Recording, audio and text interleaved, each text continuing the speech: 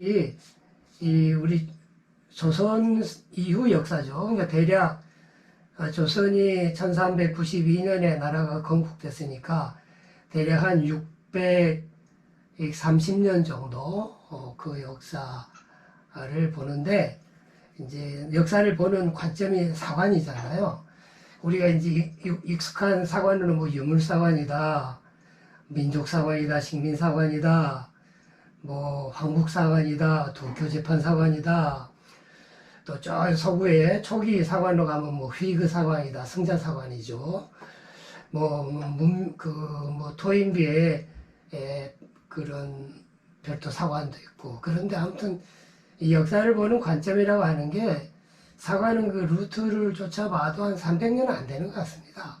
대략 한 200년에서 250년 정도 되고, 그래서 우리 사회에서 지금 문제가 되는 식민사관, 민족사관, 이러한 것도 우리가 그런 말을 듣기 시작하고 사용한 지도 한 5, 60년 이렇게 되는, 1세기가 채 안 되는 그런 것이고, 그래서 저는 우리 말씀드린 대략 한 620, 30년에 우리나라의 지난 역사를 어떤 관점에서 볼까, 아까 우리 정 총장이 소개한 그 책을 쓰면서 한일 그 두 나라의 역사를 이제 비교하고 있었는데요. 거기서 두 나라에 다 공통적으로 적용될 수 있는 어떤 그런 관점을 찾아본 게 품격사관입니다. 그래서 이제 키워드는, 품격사관의 키워드는 실격의 역사. 실격의 역사라는 것을 제가 정의를 했습니다.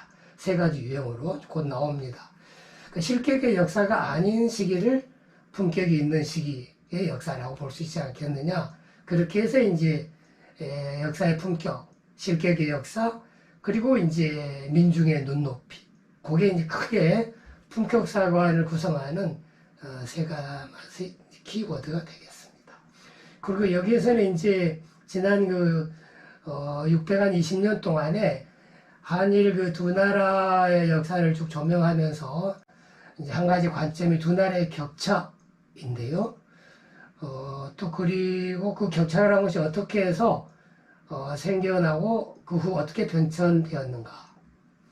또 관련해서 우리가 일본이라고 하는 나라를 얘기하면서 이제 반일 종족주의, 최근 화제가 된 게 반일 종족주의인데, 사실 이게 이제 어떻게 말하면 우리 반일 민족주의죠.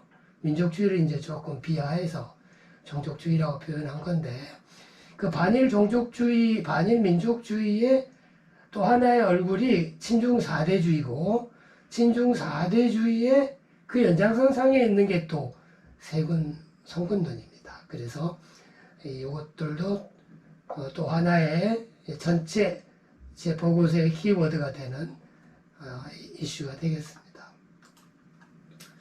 크게 이제 다음과 같은 순서로 먼저 앞에 말씀드릴 전체 논점을 정리하고, 그 다음에 그 논점 정리와 연관지어서 두 나라 역사가 지난 600여 년간 어떻게 변천해 왔는가 살펴보고, 그 역사 격차가 생긴 과정에 우리가 성군으로 인식하고 있는 이 세종이라는 사람이 굉장히 밀접하게 관련이 되어 있더라 하는 걸 제가 찾아내서 최근에 최근 다른 학자들이 얘기하는 세종 성군론 비판과 연관지어서 기존 얘기도 인용하지만 제 독창적인 얘기를 덧붙여서 이 부분을 얘기하고 있습니다.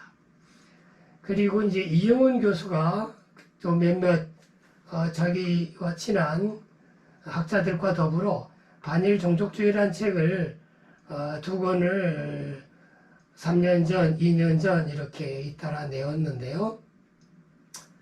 그의 반일 종족주의라고 하는 것을 우리가 어떻게 이해할 것인가, 또 그와 연관지어서 오늘의 한일 관계를 풀어가려면 큰 방향성은 어떠한 것이어야 될까 하는 걸 마지막으로 생각해 보겠습니다.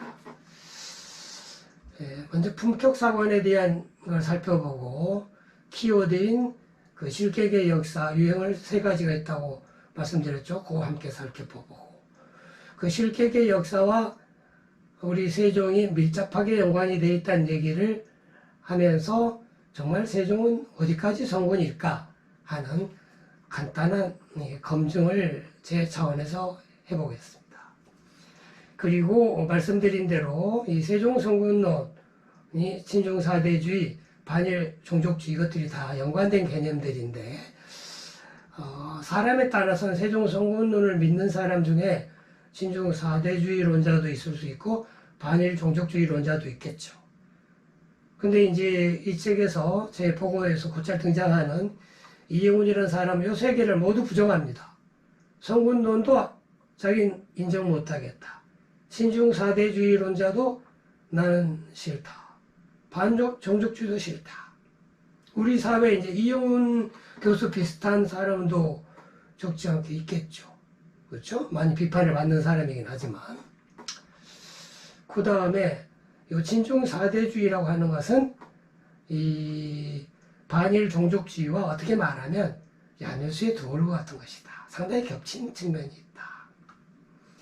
그런데 이제 뒤에 곧 그림이 나옵니다만 미리 설명을 드리면 지금 이영훈 같은 사람이 있다고 그랬죠. 우리 사회 일정한 부분 있는 건 부정 못하죠.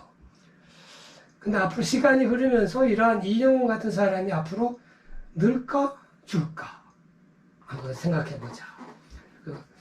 그리고 마지막으로 지난 600년사에 대한 제대로 된 이해와 교육 없이 우리는 일본을 가해와 책임만 가지고 책임을 추구하는 그런 건 아닌지. 희생자 의식 민족주의란 말이 있습니다. 서강대학의 임지연 교수, 사학과 교수가 만들어낸 말인데요. 어떻게 말하면 반일 종족주의? 일면상통한 측면이 있죠. 근데 이제 그건 조금 더 빅티무드 내셔널리즘이라고 해서 조금은 더 광의의 개념 같습니다.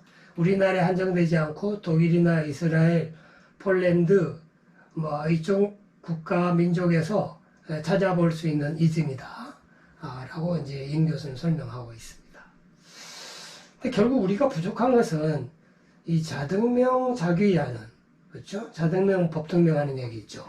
자귀 법귀하는 우리 스스로를 등불로 밝혀서 우리 앞을 밝혀 나가는 자주 독립, 남한테 의지하지 아니하고 우리 스스로 해법을 모색하는 그런 것이 결여됐던, 상대적으로 약했던 지난 600년이 아닐까.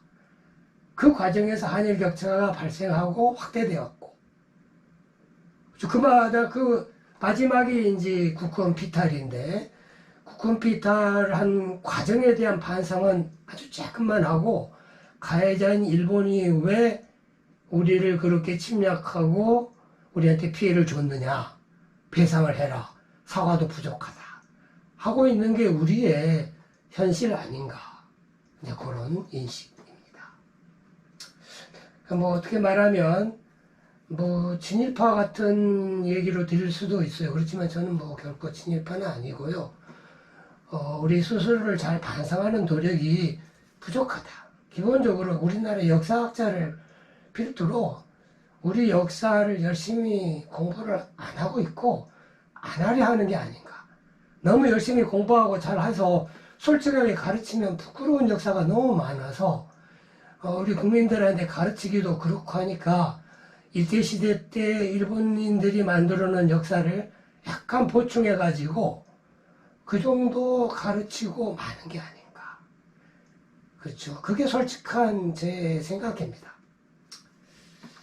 우리 한신대학의 사학과 선생님들하고도 얘기를 많이 해보고 우리나라의 역사학회 회장을 했다는 분들하고도 얘기를 해봤는데 100% 수긍은 안 하지만 상당 부분은 그냥 무건으로 받아들이는 그런 느낌을 개인적으로는 받고 있습니다. 요거 아까 말씀드렸죠. 키워드가 품격상황이라는 것은 백성의 눈높이죠. 과거는 이제 민중이라는 표현을 썼죠. 인민, 민중의 눈높이다. 그리고 실격의 역사, 품격의 역사. 이게 이제 키워드다. 실격의 적은 역사가 그런 한 민족의 역사, 나라의 역사를 우리가 품격 있는 역사를 볼 수 있지 않겠냐. 그럼 가장 핵심이 되는 키워드가 실격의 역사인데 이걸 세 유형으로 분석해 본다고 그랬죠.